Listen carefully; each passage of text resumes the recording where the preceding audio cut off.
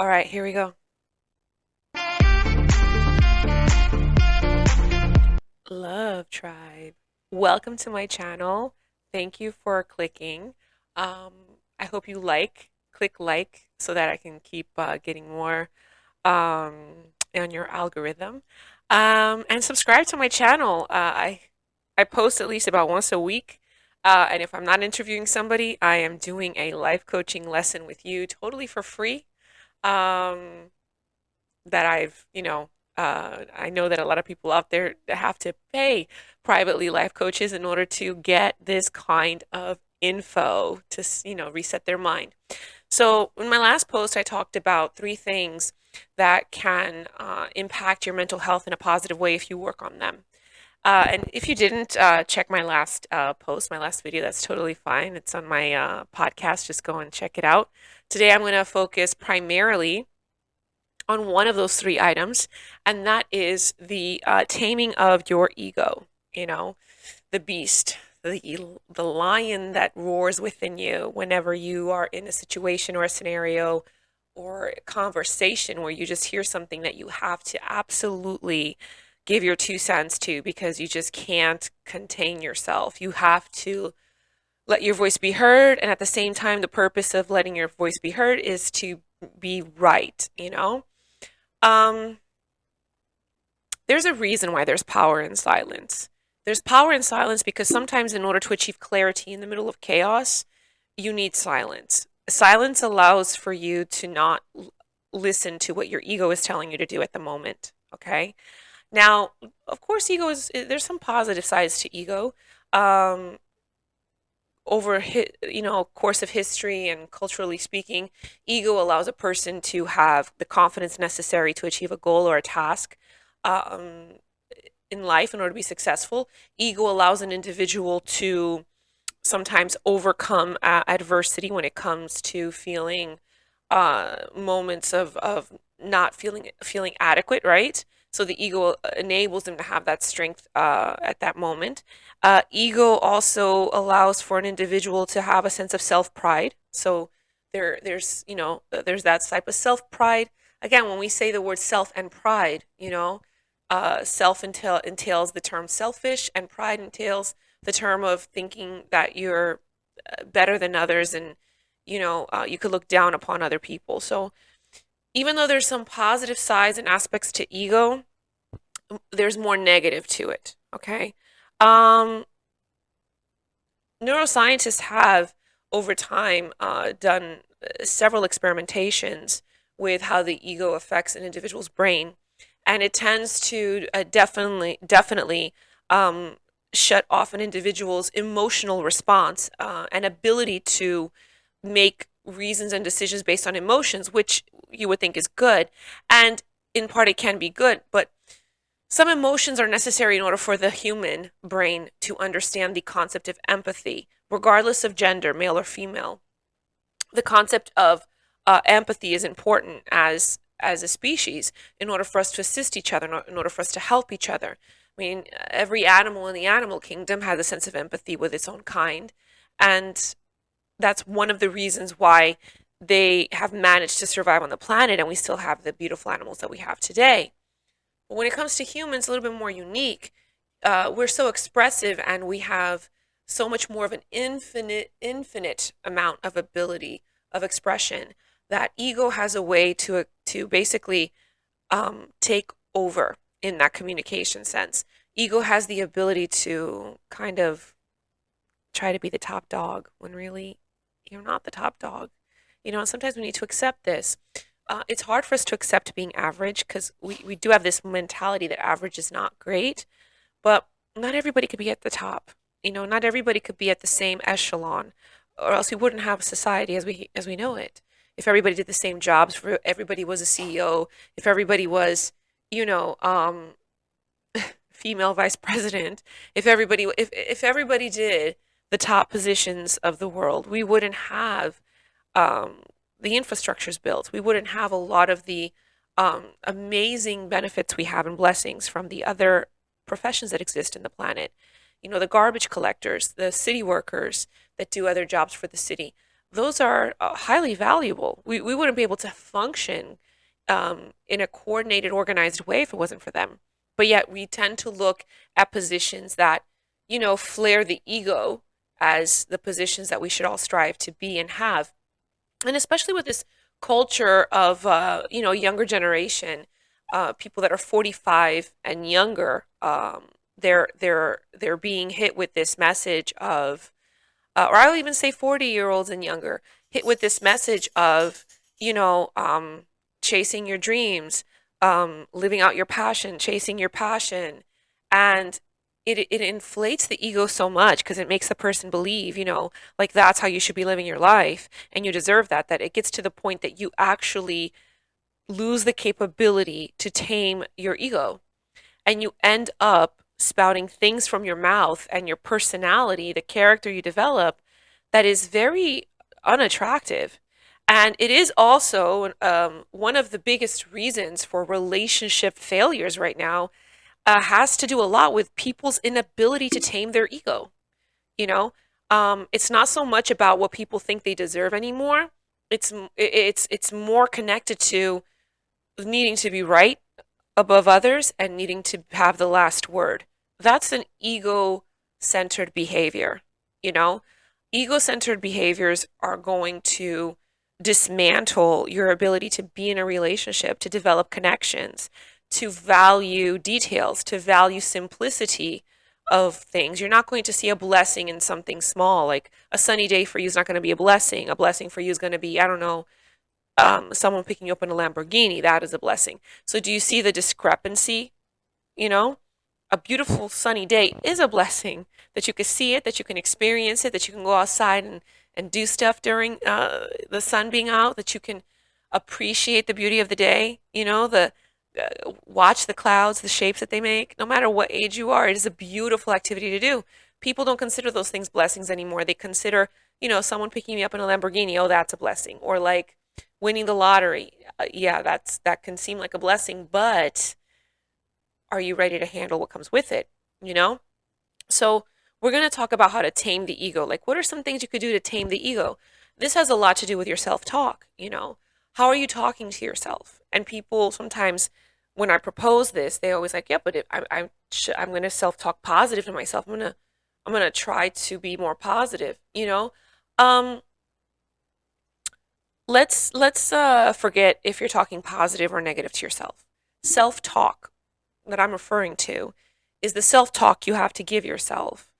Not so much because it's directed towards you directly, but it's a self-talk that you're you're telling your ego to, like, sit down, take several seats. We're not going to listen to you. You know, um, you might keep it in your mind, but sometimes you have to speak it out. You know, and it's okay to speak it out. You're going to speak it out. Why? Because again, your ability to reset your mind, or the mindset reset that takes place, involves physical action. And if you can't do a physical act to show that, you're going to have to speak it out. Speaking out is a physical action when it comes to mindset reset. So telling your ego to take several seats, that you're not going to abide by its conditions anymore, starts to basically unravel the ego itself. We do need to consider the fact that the ego is another energy source that lives within us.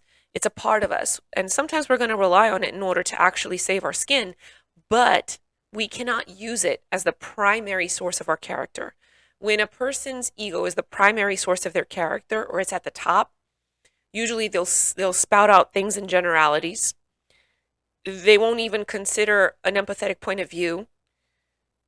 They lack experience, and they come from what other people have heard and what they don't want to suffer with, because they don't, they don't see commitment as a valuable thing to them. This is all ego centered. When ego is at the top of their character, another thing is they tend to look more at, statistical reality, more than looking at the fact that, taking risks, even financially, sometimes lead to your best investments, you know? So in order to start taming the ego that tries to dominate your character, you're going to have to start shutting yourself up.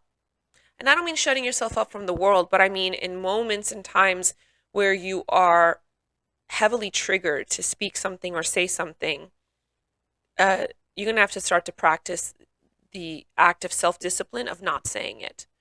Maybe something that I actually advise people to do, and it works really well, write it down. What you think you want to say, write it down and read it back to yourself. Or if you're doing a self reflection moment, taking like a couple of minutes of your day to yourself and you have a place to write, write down those thoughts that come up to your mind when those questions are proposed. You know, why do I suggest that? Because usually if you're concerned with your ego being at the top of your character in terms of how it affects you, you're going to see it in the things that you primarily think. And what you primarily think is what you primarily put out into the world. And what you primarily put out into the world affects how you see the world. And regardless of gender, regardless of being male or female, no matter what your sexual preference is, talking about the brain, um, if your ego is at the top of your character, you're going to have a very hard time establishing connections and relationships that are valuable. I'm not saying that opportunities for it won't exist, they will, but you're going to have a very hard time establishing them and making them into something because you are allowing your ego to overrule your character. Some people might say to themselves, well, no, I'm a really sweet person. I don't see that. But do you know that ego is even linked to worry and fear? Like your ego can actually have you worried and afraid of things. Why? Because it doesn't want to put you at risk of imminent danger. Why is that? Because the ego doesn't want to be wrong. So if your ego is making you believe a danger and fear that you are thinking exists in the world, it doesn't want to be wrong. It's going to make you believe that reality to the point that you actually live as if that reality is true when it's not. It's an illusion that your ego puts in your mind that then affects your character, affects how you behave with people, affects even how you flow in your connections, in your relationships. I think people don't realize, how much the ego takes over if they don't do self-reflection, regardless of what gender you are. And that's why moments of solitude is so important. You know, skipping and hopping from relationships to relationships is very unhealthy. I mean, you may feel successful, like you're able to have a person and never be alone, but you're not allowing yourself to actually analyze, how is my character? How do I come across? How do I want to come across? How can I be more authentic? Your ego robs you of authenticity because authenticity means kind of just sharing what's on your mind the way it is, not trying to sugarcoat it, not trying to mold it, not trying to, turn it into something where you're simping on another person. Like you're presenting yourself as you truly are because that's how you are. Now that doesn't mean that you can't grow and you can't develop and you can't change. What I'm referring to is an authenticity as, you know, the purest form of you. And the purest form of you has a lot more to do with being a genuine person more than being a person who needs to be right and have the last word all the time. There's countless relationships that break up because one of the two people just can't stop an argument because both of them want to have the last word. So they keep the argument going. 90% of breakups that happen is a result of arguments that they can't seem to come to a conclusion to because if they're not focusing on what started the argument, they start to pull from other things and other factors that are connected to their problems but have nothing to do with the initial argument, and they just keep on going. Then they enter that cycle of silent treatment, only to one of them come back and apologize or to try to justify their action, and then they reignite their connection. They get back together, right, temporarily, until another argument ensues related to something else that then just brings on the energy of the initial one that was never resolved. And before you know, you're in like this cycle. Some people call that toxic relationship, but I just call it a never-ending argument cycle. Like it does make your life feel like you're living in the middle of garbage mentally. And then that mental chaos that is existing in your love life doesn't allow you to realize, you know, how your character is changing. Before you know it, you're becoming very argumentative as a person. And argumentative people are not pleasant. Argumentative people do not know how to live in peace. And you could say that I'm passing judgment with what I'm saying right now, but it's not judgment. It's definitely based on life experience. I have yet to meet an individual that is argumentative that lives peacefully. I haven't met anyone. You know, Argumentative people are very ego driven. Argumentative people do not have their ego tamed. So one way to look at a person that loves to get into arguments or loves to just kind of like trigger individuals or really loves to like fleur the feathers, like poke people, even if it's a friend and having conversation, like they seem to never agree with you on anything. They're very argumentative, defensive. That's an individual that's very ego driven. They have a need to be right all the time. They have a need to be on top of a conversation with their points. And so because of that, they're not able to actually flourish their connections into something more. And sometimes even the friendships they have become damaged or distant because people don't want to deal with that. You know, people are not attracted to argumentative individuals. And and you may feel sometimes yourself um maybe as a bad friend or a bad person, but the truth is you're not attracted to that because you're not like that. And that's why some individuals kind of like they attract, but then they also detract from each other, and it's also why you may find yourself in a relationship and you may realize, you know what, I am better off alone. I've heard that from some people too, from a lot of people, men and women. And some of the clients I've had that I've coached over the years, over the last 7 years, a couple of them have suggested that, they feel happier alone. They feel more peaceful alone. They've gone through so much traumatic romantic experiences. They don't ever want to have another one again. And of course, this is age dependent because some of these individuals were in their early 30s and a couple of them were, late 30s. So I could understand um, where they were coming from because I got to know them at a more personal, closer level based on what I was working with. But what I can tell you is it had getting an individual to a point where they understand the value of peace more than the value of what everyone else sees that you have. It takes taming your ego. You have to start with self-talk. You have to start by talking to your ego as if it's, an insubordinate child, because it's the insubordinate child within you that doesn't want to be told to sit down. But you have to tell it to sit down. Take several seats. We are not going to have the last word. As a matter of fact, I'm shutting my own self off, you know? Um, you verbally tell that to yourself. You mentally tell that to yourself. You don't engage in conversation. Another technique that I also like to employ, not just myself, but I give it to clients, is the number counting.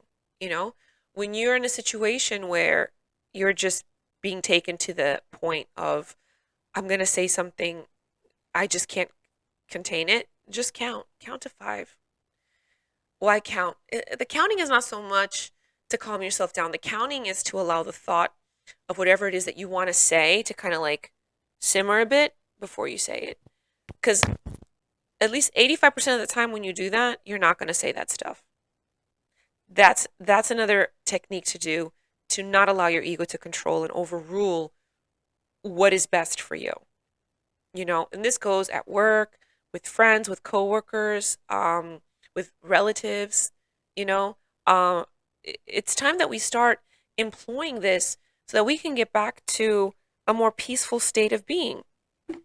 Why are peaceful state of being so important? Because the it's the authentic way that you strive to be. You know, the thing that everyone is like chasing in life, that culture has us believing it's our dreams. Culture has us believing it's money. No, what we're really chasing is authenticity, is accepting ourselves, is forgiving ourselves. And your ego is going to tell you that that's not possible because things were already done and you did this wrong. So the same The same feature that's in you that makes you feel like you're above everyone else and better than everyone else is the same thing that's going to come and point a finger at you and make you feel like because this happened or that took place, you now are lost forever. You know, in the dating world right now, there's a big ego-driven mentality. Why is that? Because people are categorizing individuals based on income, based on height, based on age, based on having or not having children. And I honestly think that it's okay to categorize so you know where people fit in. It's not okay to categorize so you can pass judgment on who is or is not a better investment.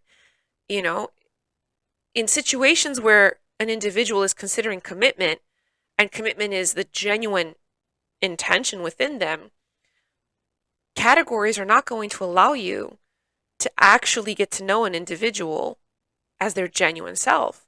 They're only going to put a general icing on people. And we all know the term, don't judge a book by its cover, but technically that's what everyone is doing. People like to say that that's not what they're doing, but it is what they're doing. It is what's happening. You know, technology has created also such a scenario of quick answer, quick feedback, quick everything that we're losing our ability to think. We're losing our ability to process cognitively, and that cognitive processing that allows you to consider, well, maybe this could be happening, or maybe this person got injured and that's why they're not, walking in a line, or maybe this individual, yeah, like they've had, several bad relationships.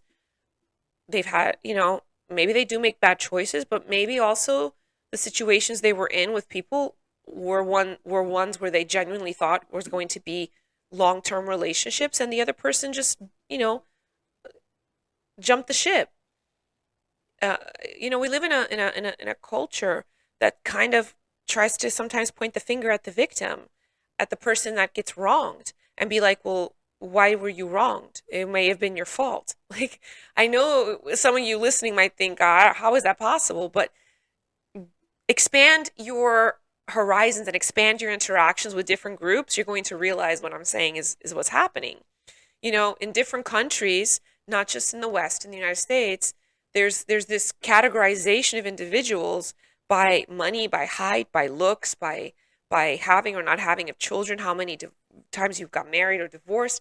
And it's just so sad because it's an ego-driven mindset. It's ego-driven. It's the thinking that you deserve, the ultimate best because of whatever echelon you're on. And realistically speaking, ego-driven mindsets have only people who have been ego-driven in culture haven't really fared very well. A lot of the Egyptian pharaohs that were ego-driven for power, lost their kingdom. They lost their empire. Roman Empire was one of the biggest ego-driven empires. They worshipped Caesar. Caesar was on every coin and every single piece of gold. And he wasn't just Caesar wasn't just worshipped in Rome. It was other countries and other nations that relied on them economically and politically. They also adored and idolized Caesar. It was very ego-driven. Heaven forbid you had anything against Caesar. You would be killed, crucified, beheaded, whatever.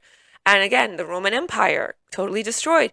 Every single empire that had an ego-driven mindset, right, got destroyed. Pompeii was another civilization, very ego-driven. If you don't believe me, just go in the Bible, read about the city of Pompeii, or just look it up. Not even in the Bible. You can go to any other source at this point. Ego-driven mindset. Why was that? Because since men were usually believed to always be in power, right? Men started to basically, based on what they wanted, which again stemmed from their ego because they felt like that's what they deserve. They deserve to have what they want. They simply believed that they could just have, physical, intimate relations with whoever and whatever they wanted, until it got to the point that city was completely annihilated with volcanic eruptions. So every driven mindset empire has been taken off the face of this earth, right? And yet people are still existing and living with ego-driven mindsets, wondering why their life doesn't turn out right, or wondering why they don't have peace in their life. Because your life turning out right is not about what you acquire in life. It's not about the money, the cars. It's not about the material, money connected abundance. That's not that's not evidence of your life being right. Evidence of your life being right is how peaceful of a person are you?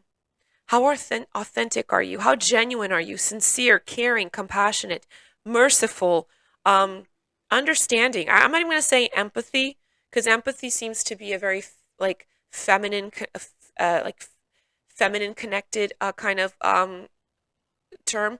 I'm going to say understanding. Why understanding? Because again, it requires cognition. To understand, it requires your brain to process possibilities. And what we're seeing nowadays between men and women, neither of them are able to process possibilities. Neither of them. Like, neither of them. You know, um, and that's a problem because inability to process possibilities means that we are not also going to get people working jobs that require that kind of thinking, like pilots. That's why there's a shortage of pilots right now, just in the United States alone. There's also a shortage around the world. I have a friend that works for the Emirates airline, and she was saying that there's a shortage of pilots in that airline, and that airline is not based here in the West. It's based in the East, in a very male oriented dominated society, and they are having difficulty finding pilots. They're starting to hire more women as pilots.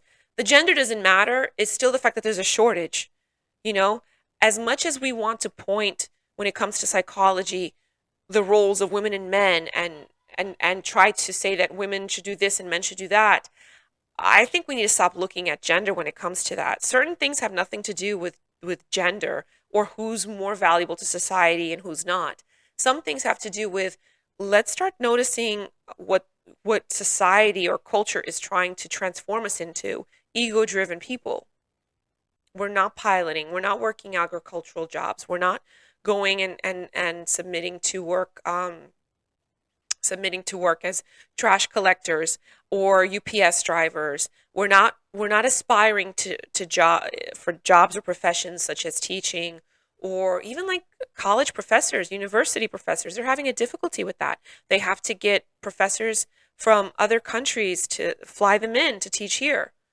For a really long time, the university I went to, which was Nova and SU, they were already employing professors from other countries to work over here.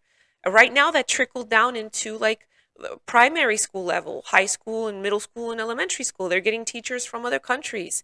So I don't know if it's just because they could pay them less, or if it's because we're having people in an ego-driven society right now that have difficulties with the process of cognition. If you can't process things cognitively, you don't know how to organize. If you don't know how to organize, you don't know how to work jobs that require your brain to think. And hence why we have now also a culture of people in their 20s and even early 30s working particular jobs and kind of quitting right after year one. They're not even giving it a shot for year two or year three. They're looking at just the dollar sign of their paycheck, right? But they're not considering even staying because they need to chase their happiness. They need to chase their passion, only to realize that their passion is, you're basically getting paid the same as you were before, but now you're working another position that requires more out of you, or requires, I guess, maybe let's say it requires less, but it's a position that quite honestly is not going to benefit you mentally, because it's not going to allow you to grow or prosper, or kind of even keep your own brain wheels spinning. And we may think that, oh, it's a great, opportunity to have a position in life professionally where you don't have to use so much of your mental energy. That is such BS. When an individual does not use their mental energy to their full potential, they start to feel useless. They start to feel like they're purposeless. And living a life where you feel like you have no purpose or you're not fulfilling a purpose is the saddest life to live. Why is it the saddest life to live? Because there will come a time where you will envision, if not envision, life might even put you in this spot. You're going to be totally reliant on yourself. And if you're totally reliant on yourself and you do not know how to be purposeful in any way for yourself, how are you going to survive? So we got to start taming our ego. Your ego will tell you, no, you deserve to be living this kind of lifestyle and having this kind of job and doing this kind of thing. So, seek out your passion, do what makes you happy. That's selfish, whether you have a family, kids or not, or you're just a single person. That's selfish in the term of you are basically allowing your ego to kind of take over the plan of your life. It's taking over the plan of your life, because if you're not getting what's on your list that you think you deserve, you just quit. This is happening to people in careers, and I shouldn't even say careers, in the job market. I have friends that work in retail, in management level, and they complain about how a sales associate doesn't stay longer than like maybe 6 months, or they stay for a year, but they're always on and off with their schedule, or call in sick a lot, or just don't show up. And these are people like in their late 20s or like mid to late 20s. There is a lack of cognitive processing, and we could blame it on technology, but it's still us choosing how we use it. How you allow your ego to infiltrate your character and exist as part of your character is your choice. That's what I'm trying to say. It's your choice. How is it your choice? You're choosing to let it speak louder than yourself. You're allowing it to overrule and take over because you need to be right. You need to have the last word. Heaven forbid somebody else has another opinion or another perspective. Doesn't matter. Look at what the statistics show. We don't know if those are even accurate. We can't even trust that anymore, because different societies that have existed, different empires that have existed over time in history have proven to us the statistics and the documentation they had still led to the demise of an entire empire. If I just want to count the Egyptian, the Roman, and the Pompeii, those are 3 empires. I'm sure there were more that just became annihilated. And we could say, oh, but that's just nature. I don't think so. It was their self-behavior, their own behavior that led to that annihilation. It wasn't natural disasters. It was their behavior. What took part as a result of their behavior. Wanting to be the best empire of all resulted in the Egyptian empire just being overthrown, like just destroyed. And let's not forget, Cleopatra. I mean, that was another ego-driven. That was a perfect example of how it doesn't matter who is in charge, male or female. If it's ego-driven of wanting to be the best and wanting to be on top, they will do things that will literally destroy their own empire. And that's exactly what happened to her. Her own children never got to reap the benefits of being royal and of being the children of the mother and father they were, because at the end, people wanted Cleopatra out. Her ego-driven character of wanting to be the best ruler is what led that to happen. So can we go back and change this? We can't go back and change this stuff. That's not why I'm saying this. I'm saying this as examples that have existed in history to help us understand now what I'm saying when it comes to resetting your mind, why taming this ego is important. Because before you know it, is going to be the root of every cause that is negative in your life. And if we want to avoid those negative causes, then we need to start by taming the ego. And we will have positive outcome from that. So you tame your ego by self-talk, by basically just telling it to take several seats. That's one big recommendation I could give to you guys. You also tame your ego by writing down some of the things that you want to say. In moments that you want to say them, instead of saying them, actually write them down. And it may seem, a little bit ridiculous, but it may be a practice you have to do if you want to start kind of changing your character into more genuine authenticity, So we're talking about changing our character to be a more positive, loving individual, whether you're male or female. Well, then we need to know how to tame the ego, because if not, the ego is just going to make us look like a stupid idiot. The ego is actually the root cause of ignorance. because its desire, its need to want to be right is going to make you bump your head on the wall more times than you would like. Why? Because the ego doesn't care that you get hurt. The ego just wants to be right regardless, you know? So, self talk, writing down some pointers that sometimes come into mind, or even if we already had those conversations, let's say you've already had those interactions with people, write down what you've said. If you can remember it, write some of those down so you could read them to yourself. I promise you, when you read them to yourself, yeah, you might say initially that you were right for saying that, but then you're going to read them again and you're going to be like, that was not nice, or I shouldn't, I don't think I have that perspective. I don't know why I said that at the moment. Again, I wouldn't be advising you to do something that I haven't tried on people before and I haven't seen positive results. So writing down some of these things is great. And a lot of times I'll recommend writing stuff down because in the moment, the heat of the moment when we're passionate, we'll spit things out of our mouth that later on we're like, you know what, damn, I really am sorry for that. So it's time to start changing that so we kind of avoid having those I'm sorry moments for minor things. Because before you know it, minor situations, minor daily interactions develop into scenarios like that. And there's ways to avoid that. So we're talking about being a better person, right? So write down some of those things that you've either said, experienced, or that you are going to say to someone. Write it down so you could read it to yourself. The third thing you can do to tame the ego is have moments of solitude. You need to start adapting your schedule, your agenda, into having time just for yourself, with yourself. Because one of the biggest factors as to why individuals have such an angry or ego-driven mindset a lot of times is because they feel like they're placed in last place in their life. So the ego makes you want to say, no, we don't deserve to be in last. We should be first. So since you can't be in first because you don't prioritize yourself, you start to prioritize yourself with arguments, with interactions, with displays of being, number one and being the best. Um, another way that you can identify with to yourself if you're ego driven in your mindset is if you are a person that just like when you talk to people or you're meeting people or you're getting to know people or even with friends, you have to basically describe yourself constantly and say, I'm the type of person that would do this, and I'm the type of person that would do that. If you have to constantly be saying those kind of phrases, like, and when I say constantly, I mean in a conversation, let's say you're on the phone with your friend for like 10 minutes and you say that sentence like 5 times about yourself in different moments of the conversation, 5 times in 10 minutes, that's a sign of a person being ego mindset driven. Okay? Um, so one of the best things you could do is to start to kind of reflect on moments where you've had conversations and just analyze if that's a phrase that you use often.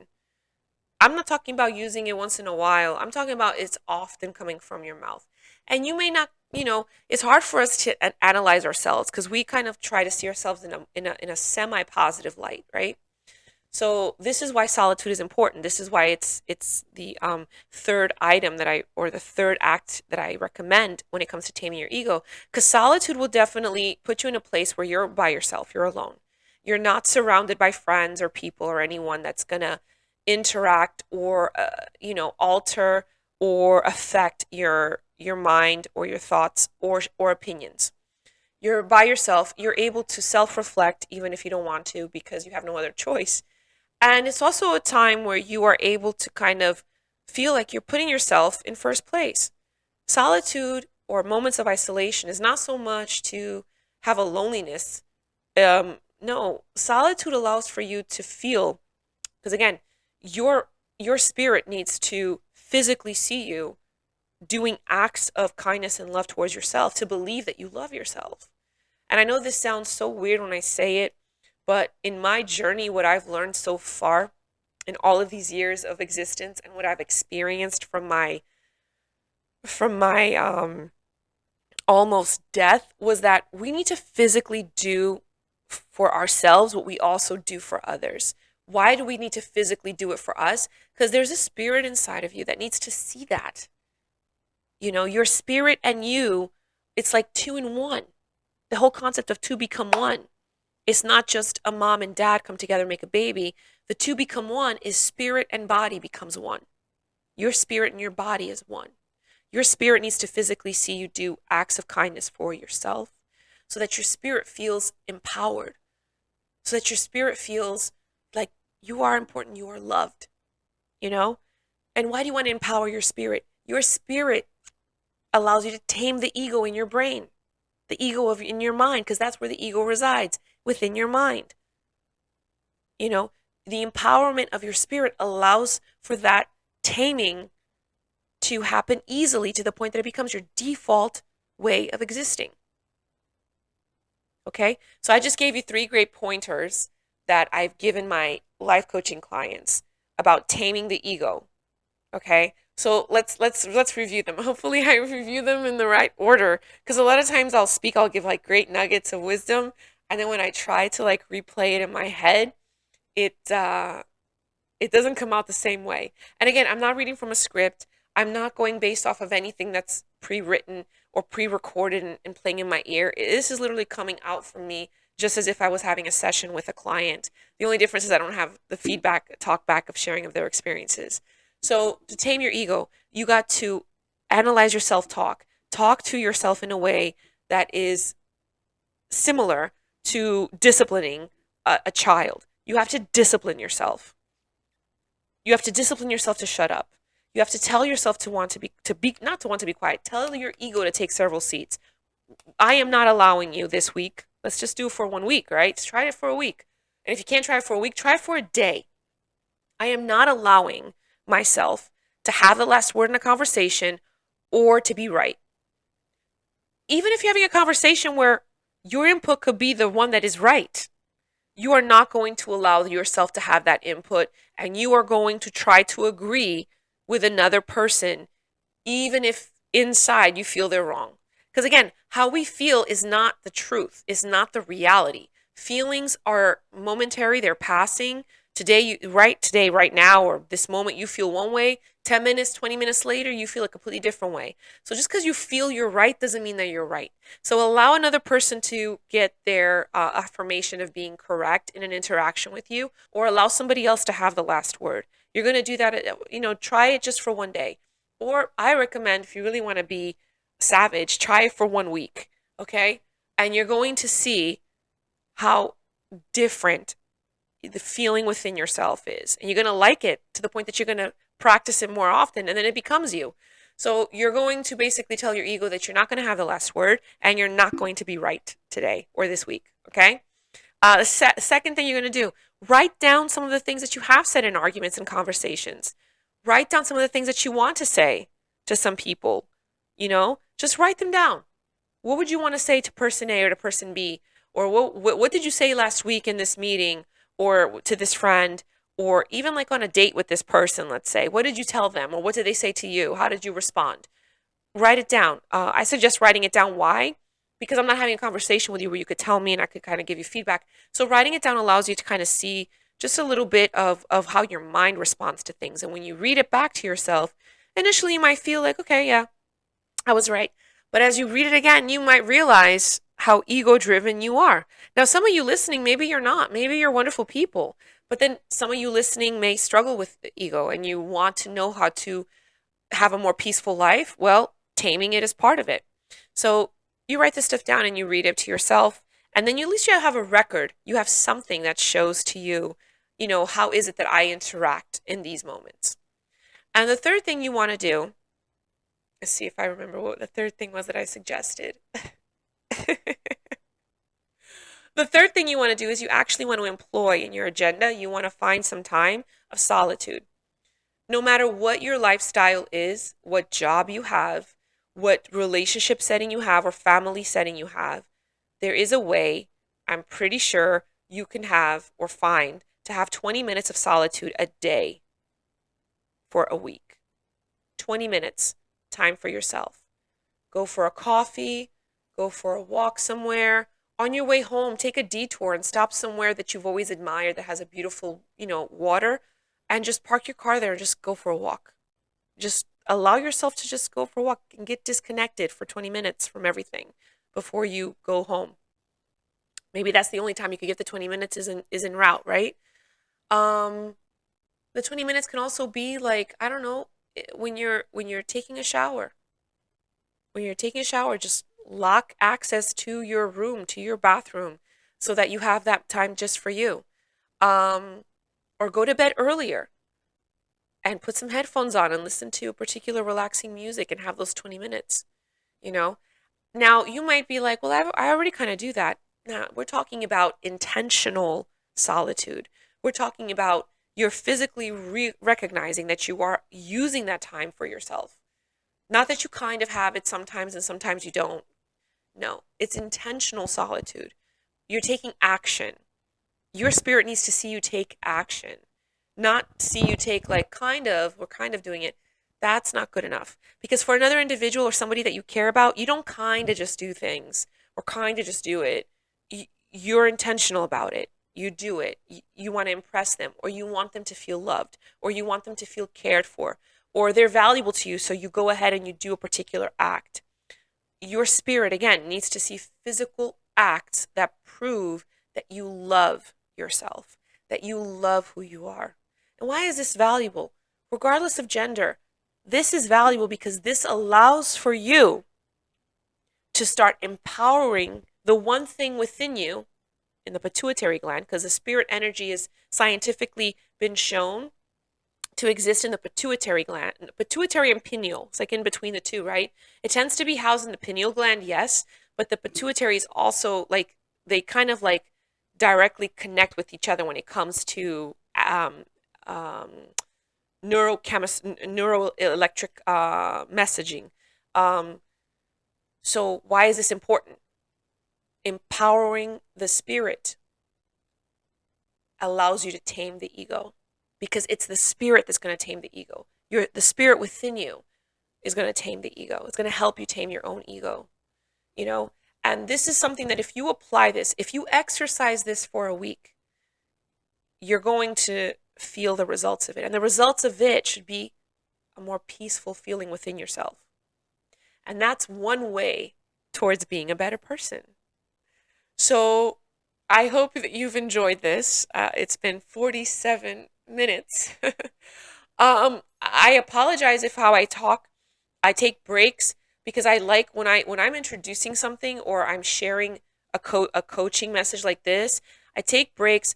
I watch how I speak because cognitive processing needs to take place, and everybody processes messages at a different rate. So if you're delivering content, if you're delivering information to individuals, and you're not sure how people are taking it or how they're receiving it or how they're listening to it, I don't know what devices you're using to listen to my voice.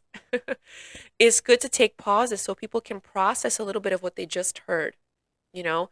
Um, I struggled with that in school a little bit.